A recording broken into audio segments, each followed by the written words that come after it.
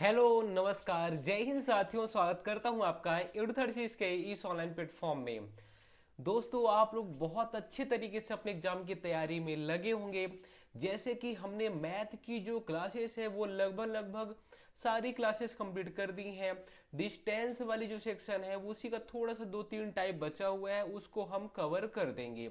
हमारी विजेता series start हो रही है। विजेता सीरीज का मतलब क्या है, उद्देश्य क्या है, इसके बारे में हम बात करेंगे। देखिए, जैसे कि आपको पता है कि जो हमारा सिलेबस है, अब सिलेबस में अगर आप देखेंगे तो ये आपको दिखेगा मैथ का। मैथ ही कितने क्वेश्चन आ रहे हैं, 20 क्वेश्चन या 20% आप बोल सकते हो। ठीक है, अगर आप वही रीजनिंग का देखोगे तो रीजनिंग का आएगा 30% या 30 क्वेश्चन आएगा। यही दोनों सेक्शन जो है यही डिसाइड करने वाले हैं कि आपके कितने ज्यादा नंबर आने वाले हैं। ठीक है, अगर आप ये दोनों सेक्शन को अगर अच्छे से कवर कर लेते हैं तो बहुत अच्छे मार्क्स आप ला सकते हैं। अगर मान लीजिए कोई ऐसा भी होगा जो केवल क्वालिफाई किया होगा, 55 नंबर उसके होंगे। हाँ, अगर वो 55 नंबर पाया है तो यहाँ पे ये दोनों में 50 में वो चाहेगा तो आराम से 40 से 45 नंबर यही दोनों में ही ला लेगा। ठीक है, अगर वो अच्छे से मेहनत कर लेता है तो ऐसे स्टूडेंट जो कमजोर है मैथ और रीजनिंग में, उनके लिए हम लाए हैं कौन सी विजेता सीरीज। इसमें क्या रहेगा, तो इसमें जो इंपॉर्टेंट क्वेश्चन है, जैसे टाइप का व्यापम आजकल एग्जाम में क्वेश्चन पूछ रहा है, ऐसे ही क्वेश्चन को हम लाएंगे और उसके थ्रू आपका पहले हम थ्योरी भी कराएंगे।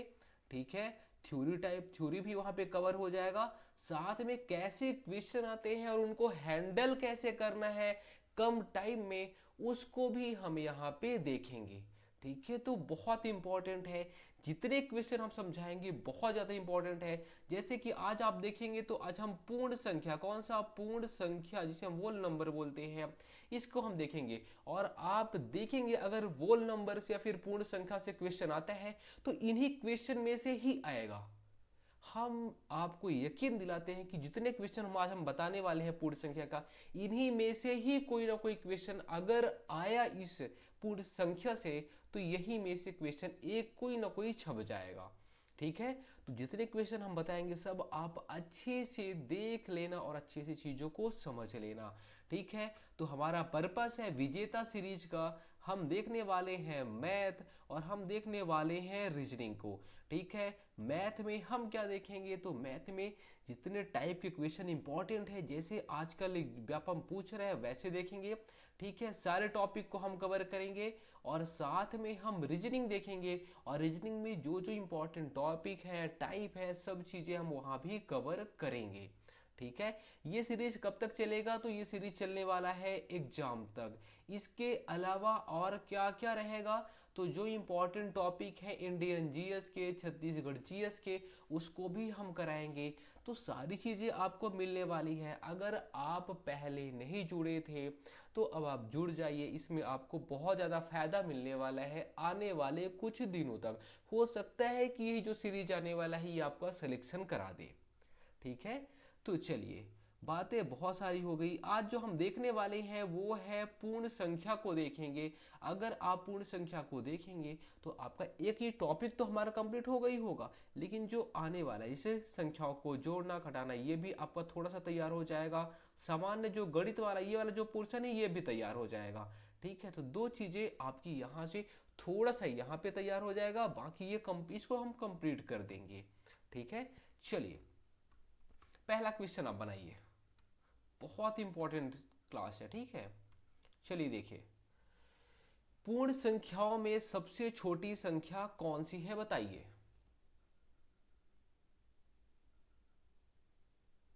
इसका जो सही जवाब हो जाएगा वो हो जाएगा ऑप्शन ए। पूर्ण संख्याओं में जो सबसे छोटी संख्या है वो होती है जीरो। क्या होती है, जीरो। जीरो के बाद में एक, एक के बाद में दो, दो के बाद में तीन, तीन के बाद में चार। अगर आपसे कोई पूछेगा कि 2 लाख, क्या 2 लाख क्या ये पूर्ण संख्या है, तो आप बोलोगे हाँ भाई ये पूर्ण संख्या है। क्या ये पूर्ण संख्या है, बोलोगे हाँ ये पूर्ण संख्या है। तो ऐसे ही ये अनंत तक जाता है। कहाँ तक, अनंत तक जाता है। जीरो से शुरू होके ये अनंत तक जाएगा। ठीक है, पूर्ण संख्याओं में किस संख्या का कोई पूर्ववर्ती नहीं होता, बताइए।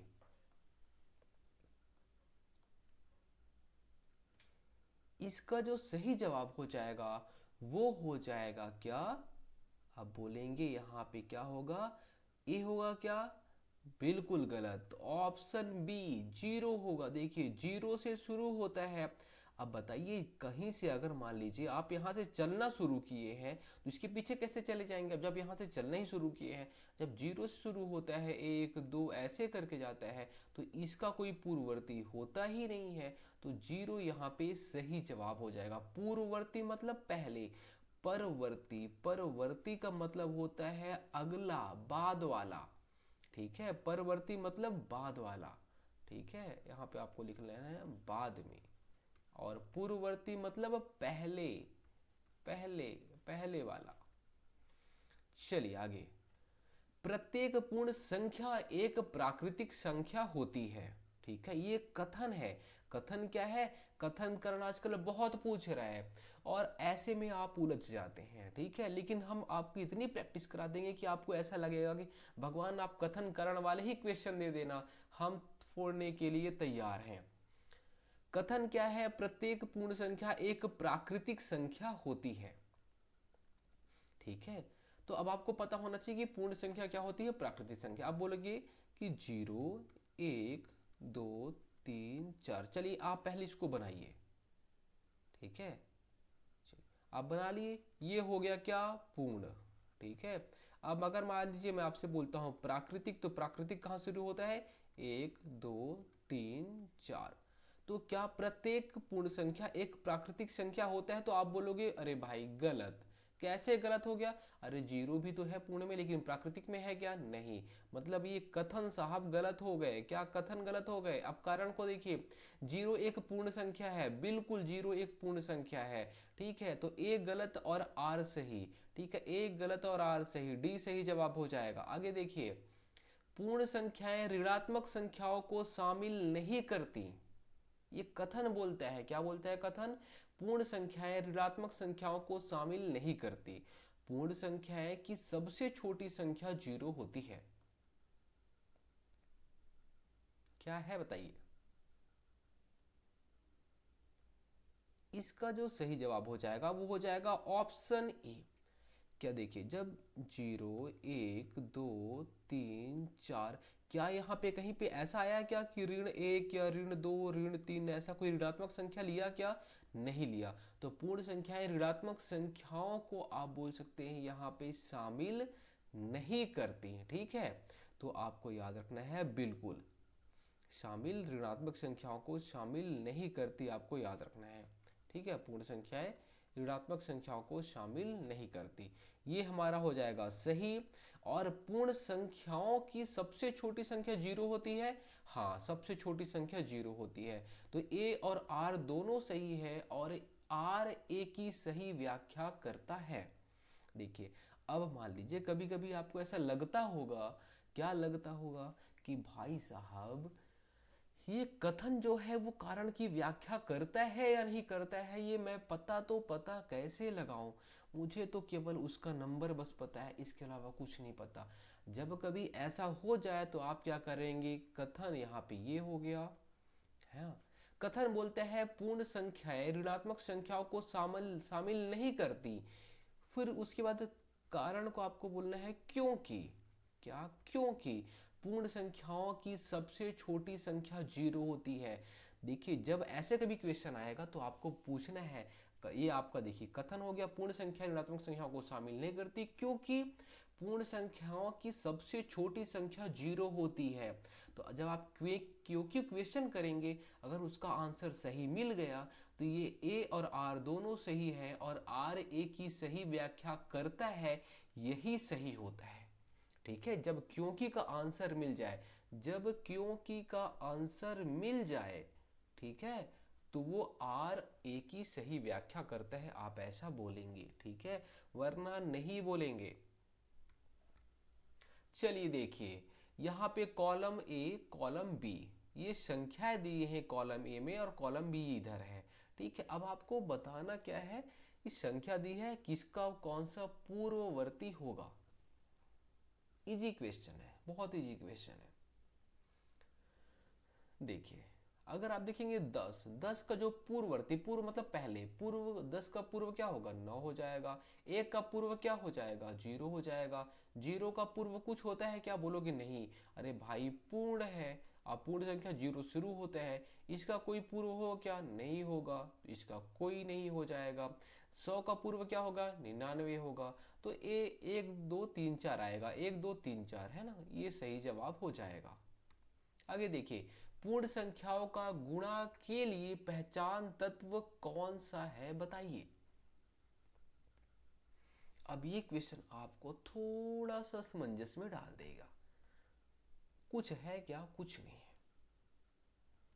देखिए अगर आप इसमें रुक गए मतलब आपको बेसिक नहीं पता है, ठीक है, इसलिए आप यहाँ पे रुक गए। अब देखिए आप, पूर्ण संख्या हम किसे बोलते हैं, तो आप बोलोगे पूर्ण संख्या हम बोलते हैं 0 1 2 3 4 5, ऐसा ये चलता जाएगा। तो पूर्ण संख्याओं का गुणा के लिए पहचान तत्व, अब गुणा के लिए पहचान तत्व का मतलब ये होता है कि अगर आप उसमें किसी चीज का गुणा करेंगे, क्या, अगर आप उसमें किसी चीज का गुणा करेंगे तो जो वो संख्या है वही संख्या मिलेगी, उसी को बोलते हैं पहचान तत्व। क्या, पहचान तत्व का मतलब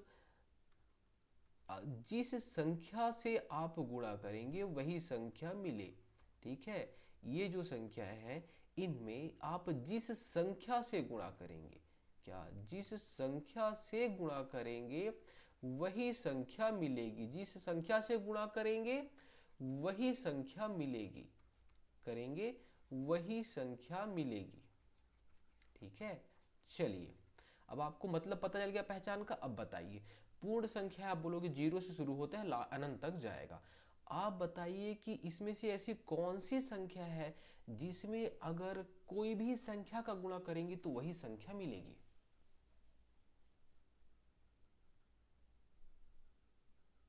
चलिए आप बोलेंगे यार, अगर मैं मान लीजिए 0 को मान लेता हूं, मैं 0 को मानता हूं क्योंकि पूर्ण संख्या है।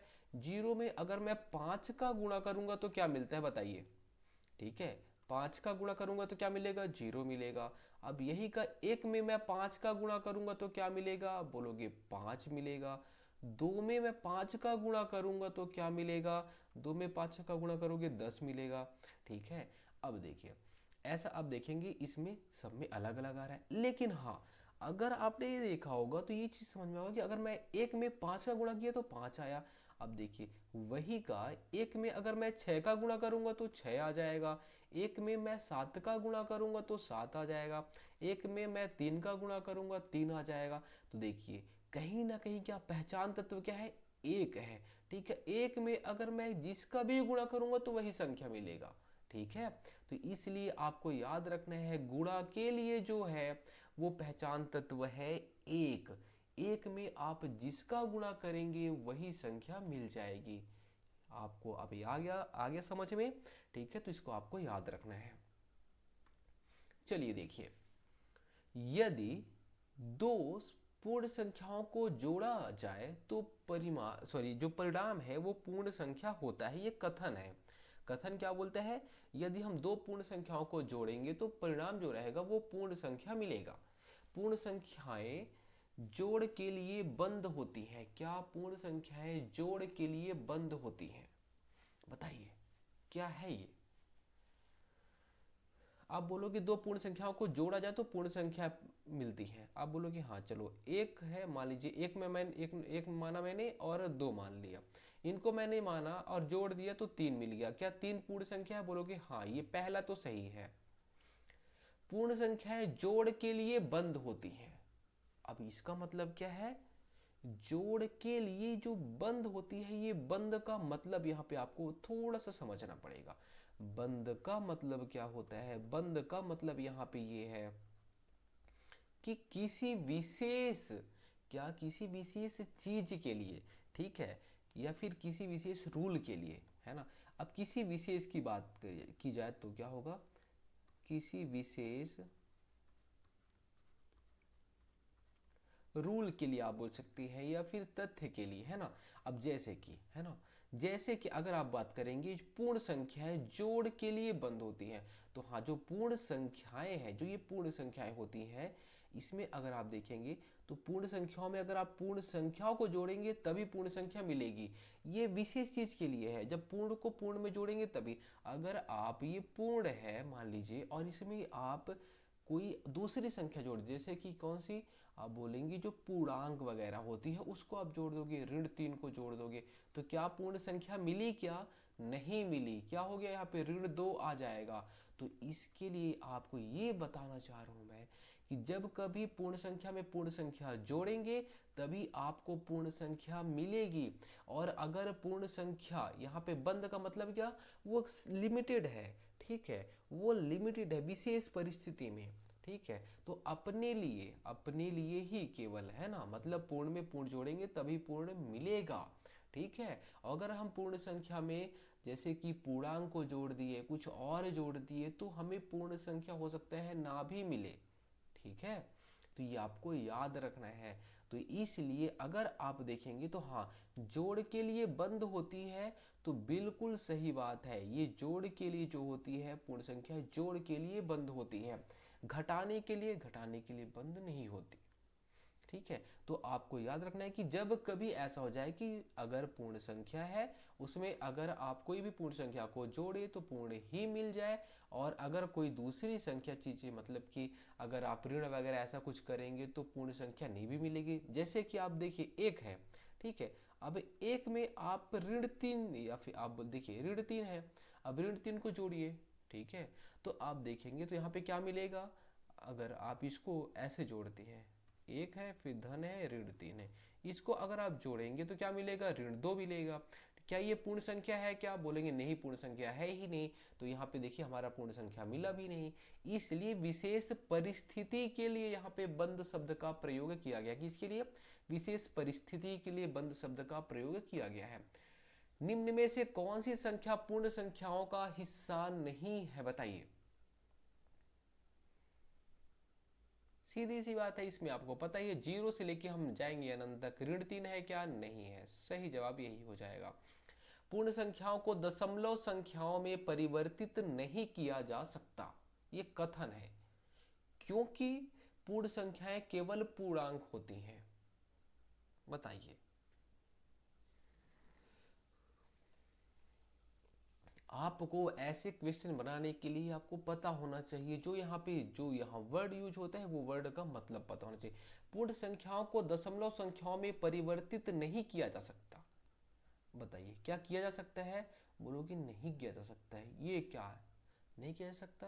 बोलोगे 0 है, 1 है, 2 है, 3 है, क्या आप इसको दशमलव में परिवर्तित कर सकते हो? बोलोगे नहीं कर सकता। देख, कर सकते हो, बिल्कुल कर सकते हो। मैं 3.00 अगर लिखता हूं तो आप इसको कभी गलत मानोगे क्या? नहीं मान सकते। देखिए दशमलव में परिवर्तित हो गया।